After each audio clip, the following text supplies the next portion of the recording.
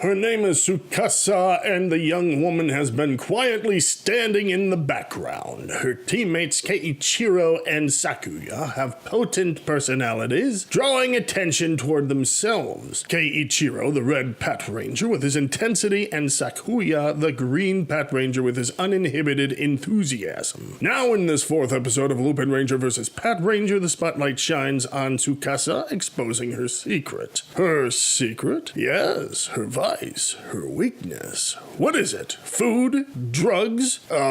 Stuffed animals, actually. It's not true. Tell me it's not true. It's true. Oh, young Tsukasa, the calm, mature pink Patranger, admits that she's proud of not being an open book for people to read. And now it becomes known that she is a snuggler of stuffed animals. I'm sure Sigmund Freud would link the cuddling compulsion to something sexual.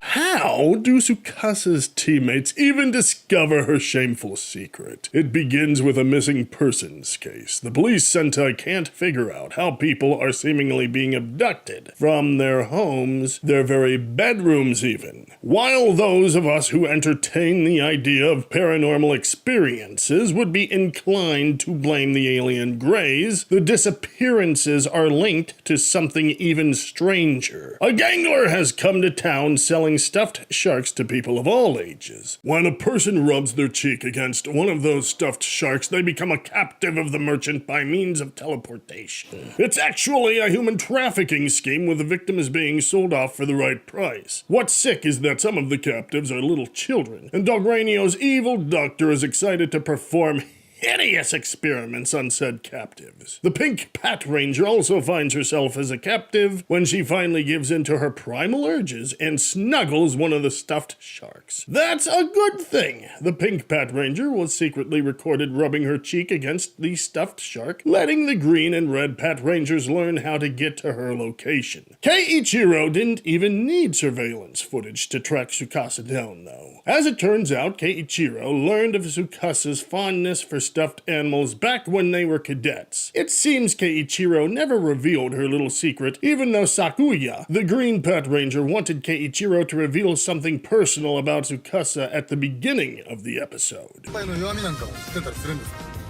弱み思いつかんな。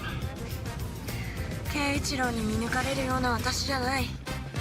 Something else to note is Lupin Yellow's willingness to reveal information about their common enemy to Patron Pink. It seems the Lupinrangers will help the police Sentai from time to time, but I ask if the roles will be reversed in the future. After all, the Lupinrangers are considered thieves working outside of the law, making them a target for the Patrangers to apprehend. What's cool here is that this week's monster, a shark, is more powerful than previous foes. When Good Striker realizes that Pat Kaiser is in serious trouble, it decides to form Lupin Kaiser with the Lupin Rangers. I wonder if a secondary Good Striker will come into play so that eventually Pat Kaiser and Lupin Kaiser can both battle at the same time. It's nice to have an episode that features the police Sentai more than the thieves because people have been asking for it. Hey, guys and gals, it's only the fourth episode. It's too early to start complaining about stuff like that, isn't it? I mean, if by episode 20 the Patrangers hadn't been featured, then I would probably start complaining on Facebook. Oh well, people aren't patient. We know this to be true, nothing groundbreaking about that. This episode was not quite as great as the previous 3 episodes, in my opinion. No, not because I dislike Patron Pink or her team. The story wasn't as strong. Am I complaining? What's to complain about? It's a good episode. Just because it's not as good doesn't mean it's bad. Of course not. I enjoyed the episode. I have a feeling I'll like next week's episode even more.